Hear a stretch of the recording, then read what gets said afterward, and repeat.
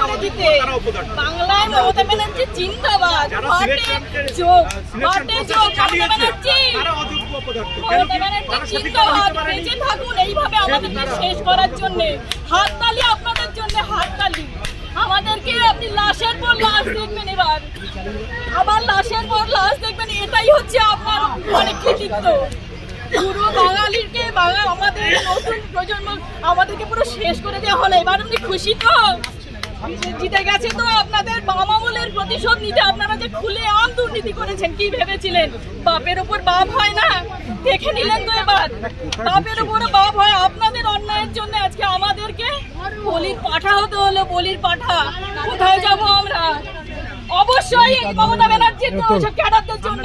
তারা যদি টাকা না নিয়ে সামনের দিকে কি করে আসতো এই প্রশ্নটা এত বছর? 2012 সালেও 2012 সালের এসএসসিতেও দুর্নীতি হয়েছে, সেটা চাপা পড়ে গেছে। তারপরে এটা খুলে আমি কোথায় ঢুকছো বলো তো তুমি? কোথায় কোথায় টাকা নেওয়া হয়েছে, কারা চাকরি পেয়েছে টাকা দিয়ে? কেন এগুলো কোথায়? যারা সরকার তারা যদি দুর্নীতির সাথে যুক্ত থাকে, আমাদের দোষ কোনটা? আমাদের যে আমরা অন্যায় করি,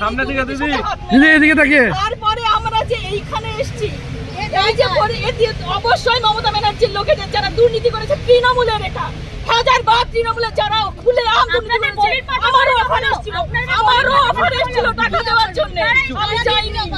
তৃণমূলের লোকেরা নাম বলে দিতে পারি, আমি নাম বলবো না এখন। সময় আসবে সব মরণ কামড়। এতদিন কি আমরা সবাই চুপচাপ ছিলাম? এবারে মরণ কামড় দিয়েই তারপর মরবো। মরে তো যাবো, এছাড়া এইভাবে আমরা বাড়িতে তো আর ফিরতে পারবো না। অনেক কষ্ট করে 29 বছর বয়সে এসে আমি চাকরি পেয়েছি। 29 বছর বয়সে এসে 2012 সালে সেই আরএলএসটির পরে এই 19 সালে আবার নিয়োগ হলো। 7টা বছর পর সে সময়ও দুর্নীতি হয়েছিল, এবারও হয়েছে। এত বছর পরে 29 বছর জীবনের শেষ সময় এসে আর আমরা কি দাঁড়াতে পারি? সারা বছর কি সারা জীবন কি মানুষ পড়াশোনা করতে পারে? এখন বলছে রিএক্সামের কথা। আপনারাই বলুন তো, পারবেন তো মাধ্যমিক পরীক্ষা দিতে? পারবে তো? ওরা যারা কথা বলছে তারা মাধ্যমিক পরীক্ষা আবার বসতে রিঅ্যাপিয়ার করতে পারবে তো? বেতন ফেরত দেওয়ার কথা বলা হয়েছে। আমি জানি না কিসের কথা বলা হয়েছে, পরিষ্কার বলেছি এটা বসে নেবো।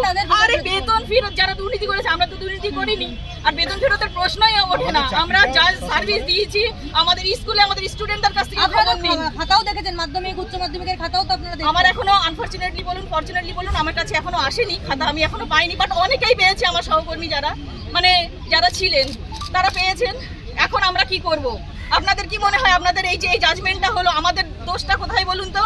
এই যে এতদিন আমরা শুনছি যে নিরপরাধীর শাস্তি না হোক, আমাদের কোন দোষে শাস্তি দেওয়া হলো আমাদেরকে?